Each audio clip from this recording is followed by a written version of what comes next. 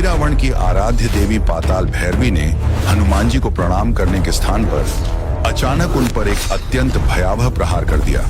प्रहार इतना प्रचंड था कि बजरंग बली पीड़ा से भरकर भूमि पर गिर पड़े।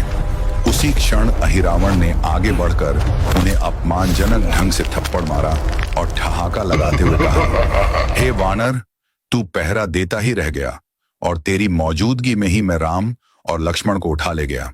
जैसे ही हनुमान जी ने क्रोध में भरकर अपनी गदा उठाई और अहिरावण पर वार करने बढ़े, वैसे ही उसकी रक्षा करने वाली देवी पाताल भैरवी ने पुनः अपनी तांत्रिक शक्ति से हनुमान जी पर एक और विनाशकारी आघात कर दिया।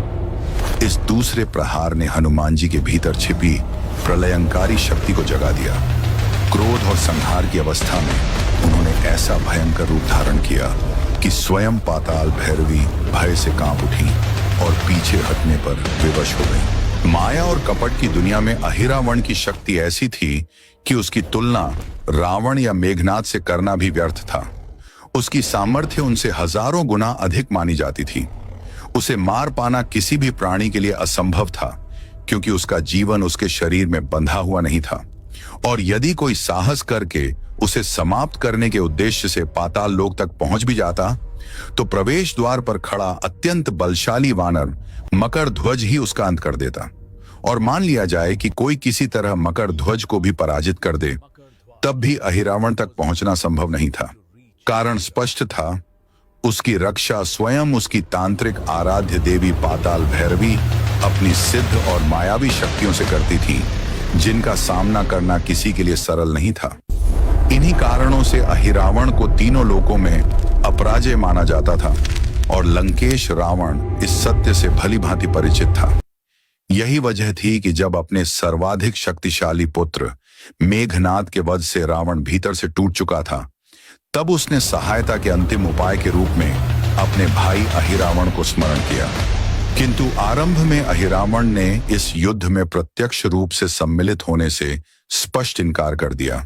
लेकिन जब रावण ने उसे यह समझाया कि यदि वह श्री राम और लक्ष्मण का अपहरण कर उन्हें अपनी आराध्य देवी पाताल भैरवी को बलि स्वरूप अर्पित करे, तो देवी अत्यंत प्रसन्न होकर उसे मनचाहा वरदान और अपार शक्ति प्रदान करेंगी, तब और अधिक शक्तिशाली बनने का लोभ अहिरावण के मन में जाग उठा। इसी लालच ने उसे श्री राम और लक्ष्मण के अपहरण के लिए तैयार कर दिया। रावण की बातों में आकर अहिरावण ने बिना विलंब किए श्री राम और लक्ष्मण को पकड़ने की योजना बनाई। उधर विभीषण के गुप्तचरों ने रावण और अहिरावण के संवाद की सूचना तुरंत पहुंचा दी। समय गंवाए बिना विभीषण ने श्री राम लक्ष्मण को सावधान किया और हनुमान जी से उनकी रक्षा करने का अनुरोध किया। हनुमान जी ने तत्काल अपनी पूंछ से कुटिया के चारों ओर एक रक्षा चक्र बनाया और पहरा देने लगे। जब अहिरावण वहां पहुंचा और हनुमान जी को सुरक्षा करते देखा, तो उसने मायावी छल का सहारा लिया। विभीषण का रूप धारण कर उसने हनुमान जी को भ्रमित किया और रक्षा चक्र का भेद जान लिया। अंदर पहुंचते ही उसने श्री राम और लक्ष्मण पर निद्रा मंत्र का प्रयोग किया और उन्हें मूर्छित कर दिया। फिर अपनी मायावी शक्तियों से वह दोनों को पाताल लोक ले गया, देवी भैरवी के समक्ष स्थापित किया और मध्य रात्रि की प्रतीक्षा करने लगा, इस विश्वास के साथ कि बलि के बाद वह असाधारण शक्ति का स्वामी बन जाएगा। परंतु आगे जो होने वाला था, उसकी कल्पना अहिरावण ने कभी नहीं की थी। जिस देवी की वह आराधना कर रहा था, वही देवी भैरवी अनेक परंपराओं में महामाया और महाकाली के नाम से पूजी जाती हैं। वे 10 महाविद्याओं में से एक थीं और भगवान शिव के भैरव स्वरूप की शक्ति मानी जाती थी।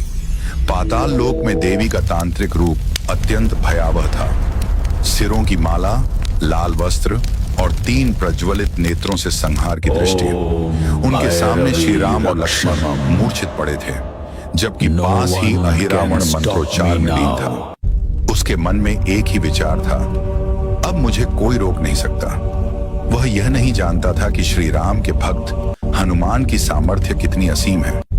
उधर जब विभीषण हनुमान जी के पास पहुंचे, तो उन्हें देखते ही हनुमान जी बोले, विभीषण जी, आप तो अभी कुटिया में गए थे। उसी क्षण विभीषण समझ गए कि अहिरावण ने उनका रूप धारण कर छल किया है। दोनों तुरंत कुटिया में पहुंचे। हनुमान जी क्रोधित स्वर में बोले, मुझे पाताल लोक का मार्ग बताइए, मैं अपने प्रभु को संकट में नहीं छोड़ सकता। विभीषण ने गंभीरता से कहा, हनुमान जी, वहां पहुंचना सरल नहीं है। अहिरावण की रक्षा उसकी तांत्रिक देवी भैरवी स्वयं करती है। वे 10 महाविद्याओं में से एक हैं, भैरव की शक्ति। इस पर हनुमान जी ने दृढ़ स्वर में उत्तर दिया, आज यदि स्वयं शिव भी मेरे मार्ग में आए तो भी मैं अपने प्रभु की रक्षा से पीछे नहीं हटूंगा। तब विभीषण ने पाताल लोक जाने की युक्ति बताई और अंत में कहा, हनुमान जी, आपके पास केवल आधी रात का समय है। यह सुनते ही हनुमान जी बिना एक पल रुके श्री राम और लक्ष्मण की रक्षा के लिए पाताल लोक की ओर चल पड़े।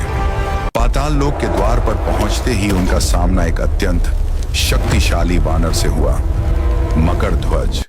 हनुमान जी ने शांत स्वर में कहा, मुझे भीतर जाने दो। लेकिन मकरध्वज ने साफ मना कर दिया। उसने युद्ध की चुनौती दे दी। अगले ही क्षण दोनों के बीच भयंकर युद्ध शुरू हो गया।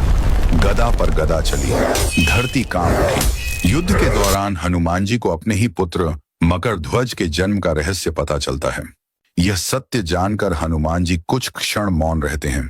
फिर वे कहते हैं, पुत्र, मुझे भीतर जाना बहुत जरूरी है, मुझे जाने दो। लेकिन मकरध्वज ने कहा, मैं भी अपने स्वामी का भक्त हूं, यदि भीतर जाना है तो मुझे पराजित करना होगा। फिर से युद्ध शुरू हुआ, इस बार पहले से भी अधिक भयंकर।